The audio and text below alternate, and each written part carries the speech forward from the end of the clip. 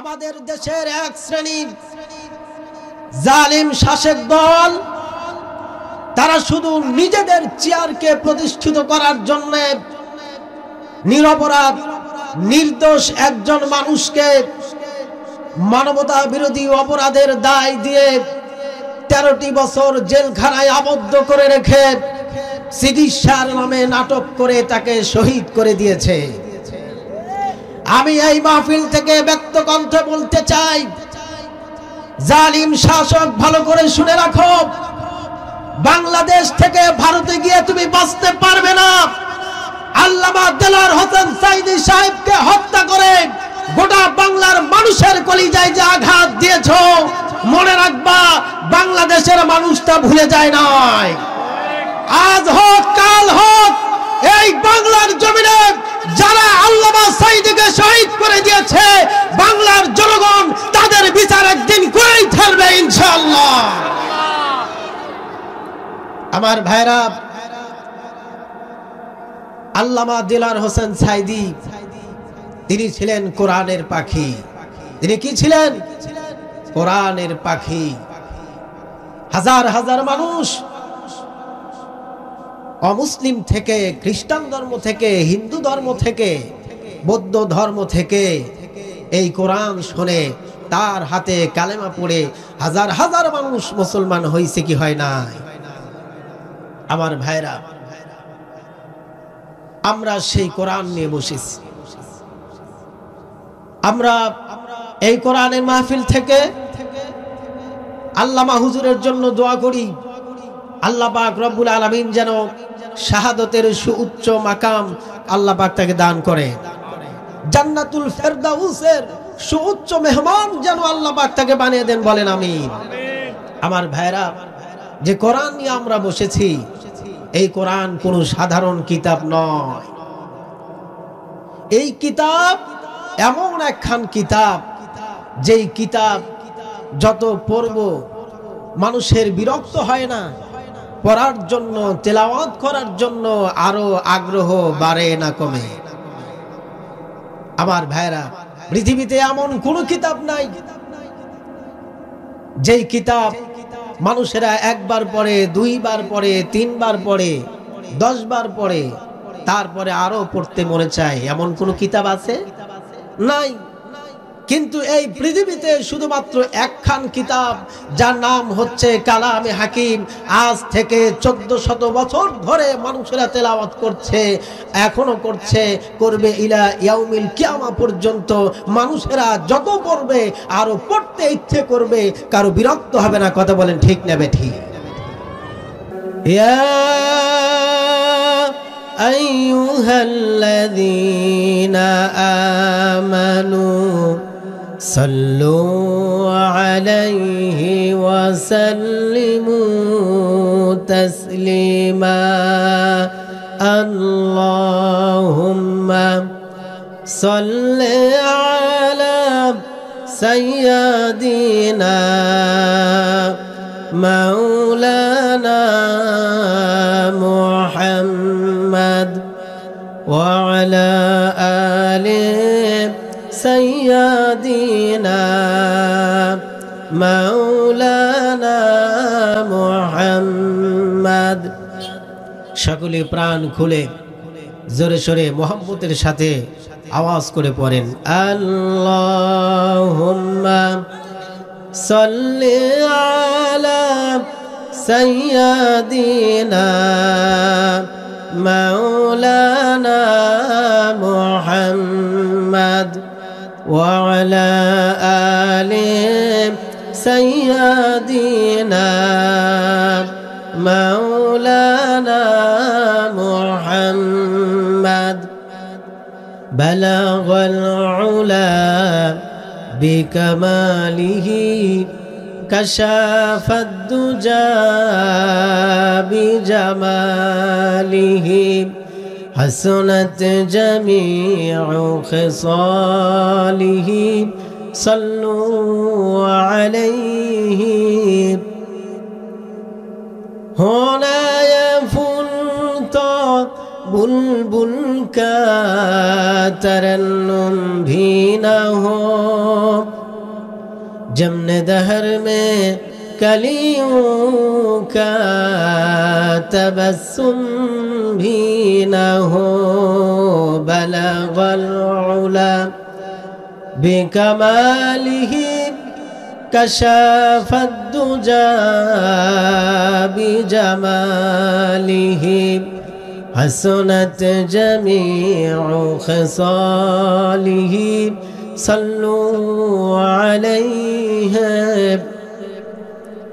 मुझे कुछ मिले या न मिले मोहम्मद मिले यानी वो शई जिसे अल्लाह मिले बलगल उला बिकमालिही कशफद दुजा बिजमालिही हसनत जमीउ खसालिही सल्लू अलैहि।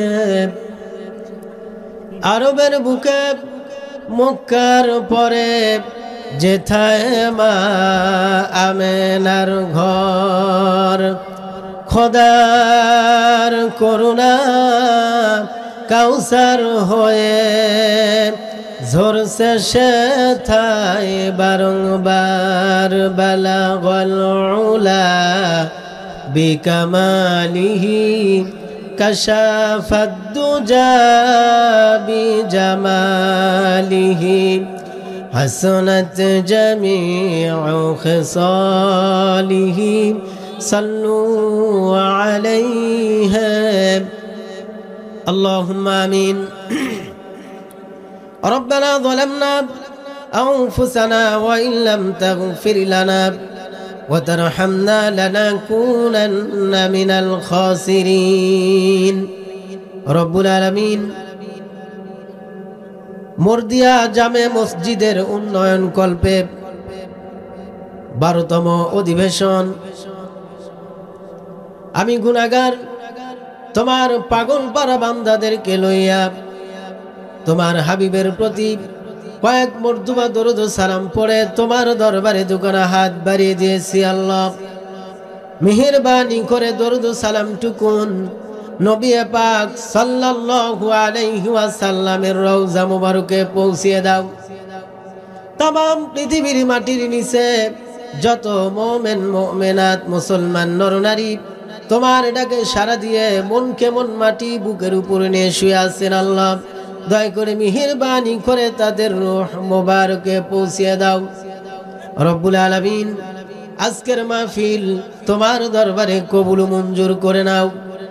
আয় আল্লাহ তাআলা, আমি তোমার নগণ্য একজন ছোট্ট গোলাম, কোরআন সামনে নিয়ে বসে গেছি, কোরআন থেকে দুই একটি কথা বলবো বলে। রব্বুল আলামিন এমন কিছু কথা বলার তৌফিক দান করে দিও যেই কথাগুলি বক্তা এবং শ্রোতা উভয়ের জন্য কল্যাণ নিয়ে আস। আল্লাহ তাআলা আজকের মাহফিলে যারা এসেছেন, যারা আসবেন, যারা আসতেছেন, উভয়কে তুমি কবুল মঞ্জুর করে নাও। আল্লাহ তাআলা আজকের এই ছোট্ট মাহফিল কঠিন বিভীষিকাময় ময়দানে আমাদের সকলের জন্য নাজাতের মাধ্যম বানিয়ে দিও। ইয়া রব करम तू अगर करे ओ बात दे जुबां को जो दिल पर असर करे। रब्बना तक़ब्बल मिन्ना इन्नका अंतस समीउल अलीम व तुब अलैना इन्नका अंतत तव्वाबुर रहीम। सुब्हान रब्बिका रब्बिल इज्जति अम्मा यसिफून व सलामुन अलल मुरसलीन वल्हम्दुलिल्लाहि रब्बिल आलामीन। অধ্যকার আয়োজিত মুর্দিয়া জামে মসজিদের উন্নয়ন কল্পে 12তম বার্ষিকী বিশাল তাফসিরুল কোরআন মাহফিলের সম্মানিত সভাপতি জনাব মোহাম্মদ এমদাদুল হক শিপন, আজকের মাহফিলের সম্মানিত প্রধান অতিথি রায়গঞ্জ তারা সলঙ্গার জনমানুষের নেতা আলহাজ আব্দুল মান্নান তালুকদার এমপি, সম্মানিত বিশেষ অতিথিবৃন্দ, হযরত উলামায়ে কেরাম, সামনে বসা দূর দূরান্ত থেকে আগত কোরআনের পাগল, কোরআনের আশেক, আমার প্রাণ প্রিয় ইসলাম দরদি ভাইরা, শ্রদ্ধেয় মুরব্বিয়ানে কেরাম, সমবয়সী যুবক ভাইরা, পর্দার অন্তরালে অবস্থিতা আমার সম্মানিতা মা ও বোনেরা, আসসালামু আলাইকুম ওয়া রাহমাতুল্লাহি তাআলা ওয়া বারাকাতুহু। আলহামদুলিল্লাহ, আপনারা সবাই কেমন আছেন? আলহামদুলিল্লাহি রাব্বিল আলামিন। আপনাদের নেক দোয়ার বরকতে আল্লাহ পাক তার এই ছোট্ট গোলামকে সুস্থ রেখেছেন, ভালো রেখেছেন, আলহামদুলিল্লাহ। আপনারা কোরআনের ডাকে সাড়া দিয়ে এই মাহফিলে এসেছেন। আল্লাহ পাক রব্বুল আলামিন আমাদেরকে কবুল করেছেন। যিনি কবুল করেছেন তার আকাশের নিচে জমিনের উপরে শ্রেষ্ঠ মজলিস, শ্রেষ্ঠ আয়োজন, যে আয়োজনের চেয়ে আল্লাহর আকাশের নিচে জমিনের উপরে আর কোন শ্রেষ্ঠ আয়োজন হতে পারে না। আল্লাহর কত দয়া, তিনি কত মহব্বত করেছেন, অত্যন্ত ভালোবেসে তার কুদরতি হাতে হাত ধরে যিনি আমাদেরকে এই মাহফিলের শ্রোতা হওয়ার তৌফিক দিয়েছেন। আমরা সেই আল্লাহ রব্বুল ইজ্জাত ওয়াল জালালের দরবারে লাখো কোটি শুকর আদায় করি, সদুদ পেশ করি, কালিমাতুশ শুকর আদায় করি। সকলেই একবার দিল থেকে পড়ি আলহামদুলিল্লাহ। মোহাব্বতের সাথে জোরে সোরে সবাই পড়েন আলহামদুলিল্লাহ। রব্বানা লাকাল হামদ হামদান কাসীরান তাইয়িবান মুবারাকান ফীহি ইয়া রাব্বি লাকাল হামদু কামা ইয়ানবাগি লিজালালি ওয়াজহিকা ওয়া আযীমি সুলতানিকা। আমরা প্রাণ ভরে আমাদের মালিক, আমাদের মুনিব, আমাদের খালিক, আমাদের রাজ্জাক আল্লাহ রব্বুল আলামিনের শুকরিয়া আদায় করে নিলাম।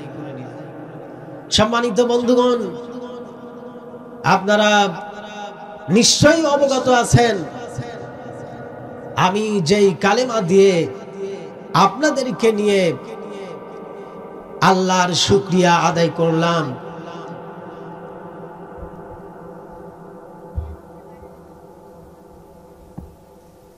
সেই কালেমা দিয়ে ওয়াজের মাহফিলে আল্লাহর শুকরিয়া করে আল্লাহর এই কোরআনের আলোচনা শুরু করতেন। এই গোটা বাংলার মানুষের কলিজার টুকরা শহীদ আল্লামা দেলোয়ার হোসেন সাইদি, ঠিক কিনা বলে? তিনি এই কালেমা দিয়েই ওয়াজ শুরু করতেন। অত্যন্ত দুঃখের সাথে, অত্যন্ত আফসোস নিয়ে বলতে হয়, যিনি ছিলেন এই বাংলার অহংকার, যিনি গোটা পৃথিবীর 50টা দেশে এই আল্লাহর কোরআন নিয়ে কথা বলেছেন, সেই বিশ্ববরণ্য আলেমে দ্বীনকে আমার দেশের মানুষ বুঝতে পারে নাই। আমাদের দেশের এক শ্রেণীর জালিম শাসক দল, তারা শুধু নিজেদের চেয়ারকে প্রতিষ্ঠিত করার জন্য নিরপরাধ নির্দোষ একজন মানুষকে মানবতা বিরোধী অপরাধের দায় দিয়ে 13টি বছর জেলখানায় আবদ্ধ করে রেখে চিকিৎসার নামে নাটক করে তাকে শহীদ করে দিয়েছে। আমি এই মাহফিল থেকে ব্যক্ত কণ্ঠে বলতে চাই, জালিম শাসক ভালো করে শুনে রাখো, বাংলাদেশ থেকে ভারতে গিয়ে তুমি বাঁচতে পারবে না। আল্লামা দেলোয়ার হোসেন সাঈদী সাহেবকে হত্যা করে গোটা বাংলার মানুষের কলিজায় যে আঘাত দিয়েছো, মনে রাখবা বাংলাদেশের মানুষটা ভুলে যায় নাই। আজ হোক কাল হোক, এই বাংলার জমিনে যারা আল্লামা সাঈদীকে শহীদ করে দিয়েছে, বাংলার জনগণ তাদের বিচার একদিন করেই ফেলবে ইনশাআল্লাহ। আমার ভাইরা, আল্লামা দেলোয়ার হোসেন সাঈদী তিনি ছিলেন কোরআনের পাখি। তিনি কি ছিলেন? কোরআনের পাখি। হাজার হাজার মানুষ অমুসলিম থেকে, খ্রিস্টান ধর্ম থেকে, হিন্দু ধর্ম থেকে, বৌদ্ধ ধর্ম থেকে এই কোরআন শুনে তার হাতে কালেমা পড়ে হাজার হাজার মানুষ মুসলমান হয়েছে কি হয় নাই? আমার ভাইরা, আমরা সেই কোরআন নিয়ে বসেছি। আমরা এই কোরআনের মাহফিল থেকে আল্লামা হুজুরের জন্য দোয়া করি, আল্লাহ পাক রব্বুল আলামিন যেন শাহাদতের সুউচ্চ মাকাম আল্লাহ পাক তাকে দান করে, জান্নাতুল ফেরদাউসের সুউচ্চ মেহমান যেন আল্লাহ পাক তাকে বানিয়ে দেন, বলেন আমিন। আমার ভাইরা, যে কোরআন নিয়ে আমরা বসেছি, এই কোরআন কোনো সাধারণ কিতাব নয়। এই কিতাব এমন একখান কিতাব, যেই কিতাব যত পড়ব মানুষের বিরক্ত হয় না, পড়ার জন্য, তেলাওয়াত করার জন্য আরো আগ্রহ বাড়ে না কমে। আমার ভাইরা, পৃথিবীতে এমন কোন কিতাব নাই যেই কিতাব মানুষেরা একবার পড়ে, দুইবার পড়ে, তিনবার পড়ে, 10 বার পড়ে, তারপরে আরো পড়তে মনে চায়, এমন কোন কিতাব আছে? নাই। কিন্তু এই পৃথিবীতে শুধুমাত্র একখান কিতাব, যার নাম হচ্ছে কালামে হাকিম, আজ থেকে 1400 বছর ধরে মানুষেরা তেলাওয়াত করছে, এখনো করছে, করবে ইলা ইয়াউমিল কিয়ামা পর্যন্ত। মানুষেরা যত পড়বে আরো পড়তে ইচ্ছে করবে, কারো বিরক্ত হবে না। কথা বলেন ঠিক না বেঠিক? এই কোরআন কি এক মধু আল্লাহ পাক এর মধ্যে দিয়ে দিয়েছে। আমার ভাইরা, সামনে রমজান মাস, এই কোরআনে কারীম এমন একখান মধুর কিতাব হিসেবে আল্লাহ পাক রব্বুল আলামিন আমাদের মাঝে প্রেরণ করেছেন। যত পড়ি, পড়ার আগ্রহ ততই আরো বেড়ে যায়। মানুষেরা নামাজের মধ্যে তেলাওয়াত করে, নামাজের বাইরে তেলাওয়াত করে। এই যে রমজান মাস আছে, মানুষেরা খতম করার প্রতিযোগিতা করবে, ঠিক কিনা বলেন? কোরআনে কারীমের ভিতরে আল্লাহ রাব্বুল আলামিন কি এমন জাদু দিয়ে দিয়েছেন, যেই সূরা দিয়ে তিনি কোরআনে কারীম শুরু করেছেন, সেই সূরার নাম কি বলেন? সূরাতুল ফাতিহা। এই যে রমজান মাসে তারাবি নামাজ সহ এশার নামাজ কমপ্লিট করতে 30 থেকে 32 রাকাত নামাজ আমাদের পড়তে হয়, ঠিক কিনা বলেন? প্রত্যেকটা রাকাতে কোরআনে কারীমের শুরু থেকেই সূরা ফাতিহা আমাদের পড়তে হয় কি হয় না? আজ পর্যন্ত ছোট্ট বয়সে এমন কোন লোক আমি দেখি নাই যেই লোকটি বলেছে সূরা ফাতিহা প্রত্যেকটা রাকাতে পড়তে হয়, এত আর পড়তে মন চায় না হুজুর, সূরা ফাতিহা বাদ দিয়া অন্য সূরা আপনি পড়তে থাকেন, বলেছে কেউ? না। কি একটা মধু আল্লাহ পাক দিয়েছেন, তেলাওয়াত করলে শুধু তেলাওয়াত করতে মন চায়। পড়েন আমার সাথে, আলহামদুলিল্লাহি রাব্বিল আলামিন আর রহমানির রহিম মালিকি ইয়াউমিদ্দিন ইয়্যাকা না'বুদু ওয়া ইয়্যাকা নাস্তাঈন ইহদিনাস সিরাতাল মুস্তাকিম সিরাতাল লাযীনা আন'আমতা আলাইহিম গায়রিল মাগদুবি আলাইহিম ওয়ালাদ-দাল্লিন। আমিন। যত তেলাওয়াত করি আরো তেলাওয়াত করতেই মন চায়, ঠিক কিনা বলেন?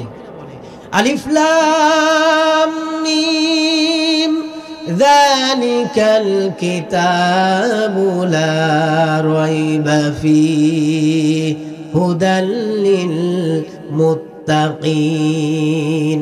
তেলাওয়াত করবেন, এভাবে তেলাওয়াত করতে করতে রাত পার হয়ে যাবে, তবুও কোরআনের তেলাওয়াতের নেশা কাটবে না। কথা বলেন ঠিক নেবে ঠিক? আমার ভাইরা, সে কোরআন নিয়ে আমরা বসেছি, সে কোরআন নিয়ে আমরা বসেছি। আমার কাছে স্লিপ দেওয়া হয়েছে নামাজ সম্পর্কে বলার অনুরোধ করা হলো। আমি অবশ্যই বলবো ইনশাআল্লাহ নামাজ ব্যাপারে, কারণ আজকের মসজিদ সেই মসজিদ কেন্দ্রিক মাহফিল, ঠিক না? ঠিক কিনা বলেন? নামাজের ব্যাপারেই আমি বলবো। প্রত্যেকটি জুমাতে আমি নামাজের ব্যাপারে কথা বলি, আজও বলবো।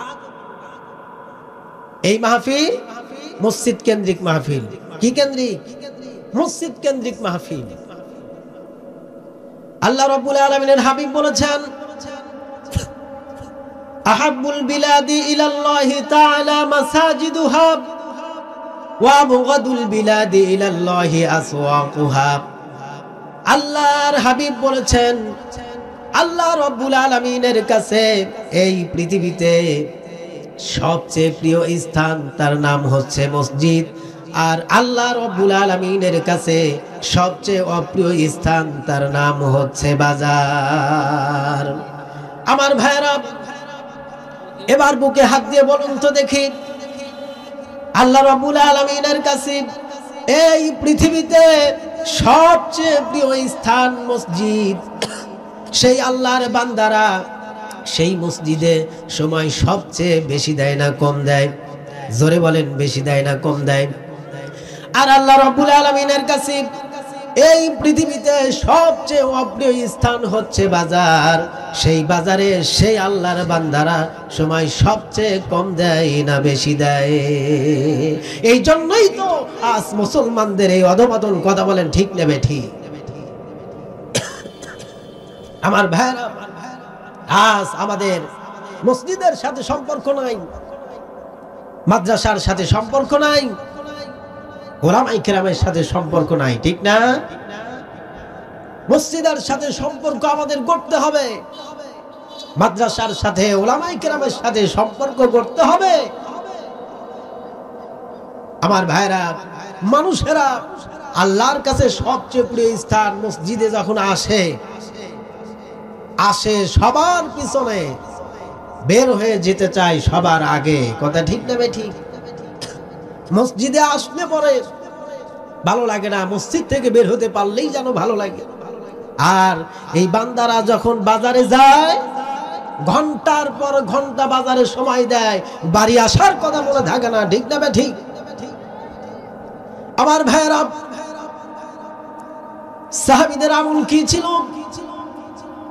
সাহাবীরা যখন বাজারে যেতেন, অন্য কোন সাহাবী অথবা অন্য কোন মানুষ যদি সেই সাহাবীর খোঁজে বাসায় যেতেন, বাইরে থেকে নক করতেন, অমুক বাসায় আসো নাকি? ভিতর থেকে আওয়াজ আসতো না, বাড়িতে নাই। কোথায় গেছে? গেছে বাজারে, কখন ফিরবে? ভিতর থেকে আওয়াজ আসলো, একটু অপেক্ষা করুন, অল্প কিছুক্ষণের মধ্যেই চলে আসবেন। আবার যখন সাহাবীরা মসজিদে যেতেন, কোন ব্যক্তি সেই সাহাবীর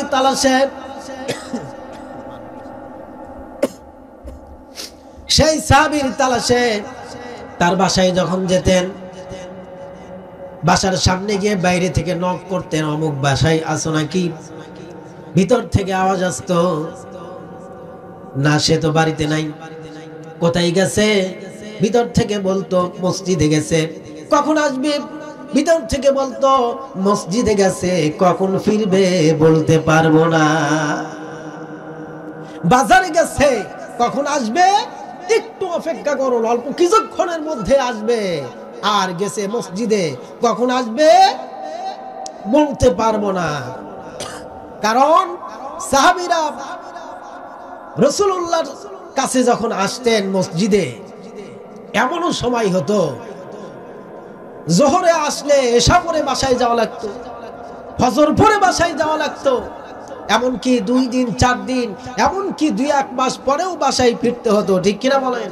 রাসূলুল্লাহর প্রতি কখন আল্লাহর কোন আদেশ আসতো, সাহাবীদেরকে তিনি আদেশ করতেন, সাহাবীরা বাড়িতে গিয়ে পারমিশন নেওয়ার এখতিয়ার করেন নাই। রাসূলুল্লাহর কথা মানতে মাসের পর মাস তারা বের হয়ে গেছেন, বাড়িতে কখনো খোঁজও নেন নাই। এই হচ্ছে সাহাবীদের আদর্শ। আজ আমাদের আদর্শ হচ্ছে বাজারে গেলে ফেরার কথা মনে থাকে না, আর যখন মসজিদে যাই মসজিদ থেকে বের হতে পারলেই যেন আমরা বাঁচি। কথা বলেন ঠিক না ঠিক?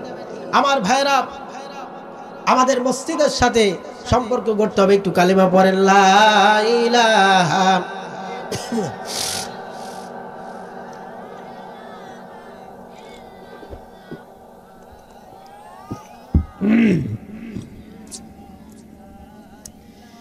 লা ইলাহা, জোরে লা ইলাহা, আর জোরে লা ইলাহা, লা ইলাহা ইল্লাল্লাহু মুহাম্মাদুর রাসূলুল্লাহ সাল্লাল্লাহু আলাইহি ওয়াসাল্লাম। আমার ভাইরা, আমরা সম্পর্ক করব মসজিদের সাথে। কার সাথে সম্পর্ক করব? মাদ্রাসার সাথে সম্পর্ক করব, উলামায়ে কেরামের সাথে। রাজি আছেন? আমার ভাইরা, আজ আমাদের সম্পর্ক মসজিদের সাথে না থাকার কারণে, মাদ্রাসার সাথে আমাদের সম্পর্ক না থাকার কারণে, উলামায়ে কেরামের সাথে আমাদের সম্পর্ক না থাকার কারণে, পৃথিবীর দ্বিতীয় বৃহত্তম মুসলিম বাংলাদেশ হওয়া সত্ত্বেও, এই দেশে ৯৬% মুসলমানের বসবাস হওয়া সত্ত্বেও, এই দেশে সবচেয়ে নির্যাতিত হচ্ছে মুসলমানেরা। কথা বলেন ঠিক না ঠিক? যারা চিল্লা বলেন কথা ঠিক না ঠিক? আমার ভাইরা, আমাদের সম্পর্ক মসজিদ, মাদ্রাসা, উলামায়ে কেরাম, আমাদের সম্পর্ক হবে দাড়ির সাথে, টুপির সাথে, ঢিলা পাঞ্জাবি পাজামার সাথে। কথা বলেন ঠিক নেবে ঠিক? আমার ভাইরা, আজ বিশ্বজুড়ে মুসলমানদের উপরে যে আক্রমণ, এটা আল্লাহর কোনো দোষ নয়, এটি আমাদের দোষ। আল্লাহ পাক বলেছেন, ওয়ামা আসাবাকুম মিন মুসিবাতিন ফাবিমা কাসাবাত আইদিকুম ওয়া ইয়াফু আন কাসীর। আল্লাহু আকবার বলেন। আল্লাহ রাব্বুল আলামিন বলেন, বান্দারি, তোমাদের উপরে যে বিপদ আসে, মুসিবত আসে, সব কিছু তোমাদের 2 হাতের কামাই করা। এই 2 হাত দিয়া যা কামাই করো তাই তোমাদের ভোগ করা লাগি। আর 2 হাত দিয়া যা তোমরা কামাই করো, সব যদি শাস্তি আমি তোমাদেরকে দিতাম, তাহলে এই দুনিয়ায় বেঁচে থাকা তো দূরের কথা, একটু শ্বাস ফেলানোর ক্ষমতা তোমাদের থাকতো না। আমাদের উপরে এই নির্যাতন, এই আক্রমণ, মুসলমানদের উপরে অন্য ধর্মাবলম্বী মানুষের এই অগ্নিচক্ষুর কারণ হচ্ছে, এর দোষ আমাদের নিজেরই। কথা বলেন ঠিক নেবে ঠিক? দোষটা কেমন? আমি একটা উদাহরণ দিয়ে আপনাদেরকে বলতে চাই। আপনারা কুকুর চেনেন, শিয়াল চেনেন? শিয়াল আর কুকুর সম্পর্ক বন্ধুত্বের না শত্রুতার? কিসের সম্পর্ক? শত্রুতার সম্পর্ক। ইদানিং কেমন যেন দেখা যাচ্ছে শিয়াল আর কুকুরের মধ্যে ভালোই ফ্রেন্ডশিপ চলছে। একটা মরা গরু একটা কুকুরে যদি পায়, খায় শেষ করতে পারবে? বলেন শেষ করতে পারবে? তবে কি সেই কুত্তা আর একটা কুত্তারে ওখানে আসতে দিতে চায় না। তো এখন দেখা যাচ্ছে কুত্তা শুধু নয়, কুকুর আর শিয়াল যাদের সাথে সম্পর্ক ছিল শত্রুতার, আর একই মরা গরু এক পাশে খায় কুকুরে আর এক পাশে খায় শিয়ালে। আমার ভাইয়েরা,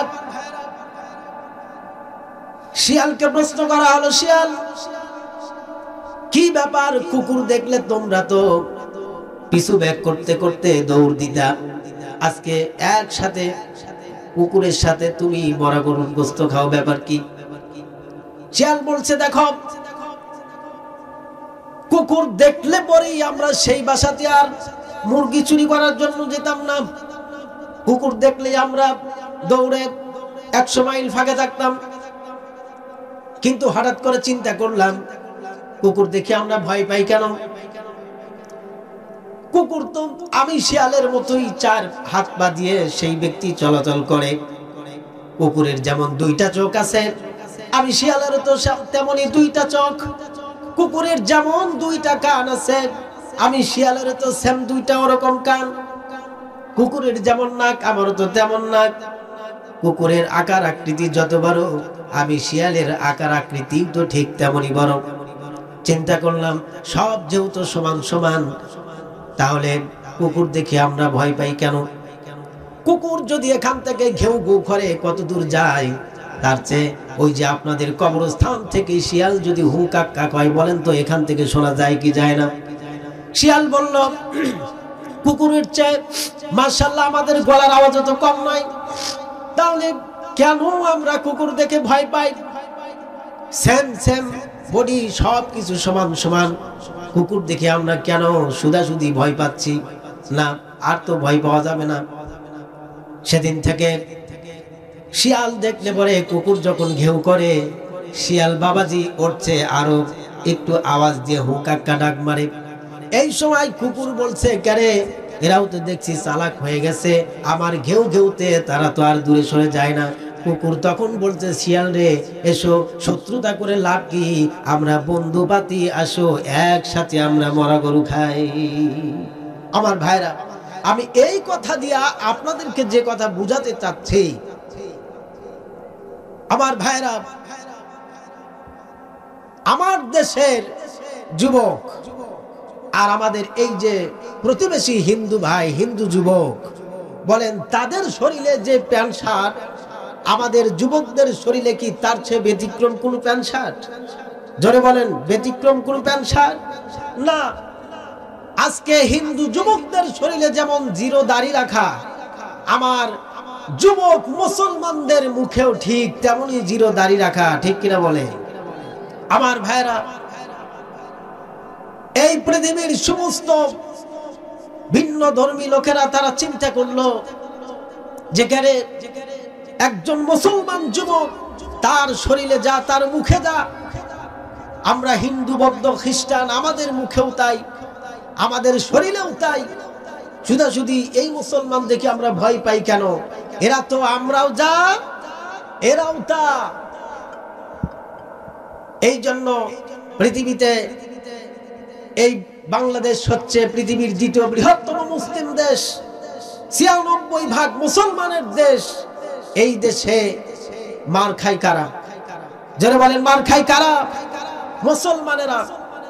সুতরাং মুসলমান যুবকদেরকে আমি বলতে চাই, তোমরা যদি এই শরীরে আল্লাহ রসুলের এই জুব্বা পরিধান করতে পারো, রাসূলুল্লাহর সুন্নাত যদি তোমরা মুখে করতে পারো, রাসূলুল্লাহর এই টুপি যদি তোমরা মাথায় দিতে পারো, আর মসজিদের মুয়াজ্জিন যখন আযান দেয়, আযান হওয়ার সঙ্গে সঙ্গে তোমরা যদি মসজিদে ঢুকতে পারো, আমি গ্যারান্টি দিয়ে বলতে পারি এই পৃথিবীতে আমাদের যুদ্ধ জিহাদ করা লাগবে না। মুসলমানদের এই আকীদা দেখে গোটা পৃথিবীর কোন হিন্দু বৌদ্ধ খ্রিস্টান, পৃথিবীর কোন বিজাতিরা মুসলমানদের উপরে অগ্নিচক্র হয়ে দাঁড়াতে পারবে না। কথা বলেন ঠিক না ঠিক?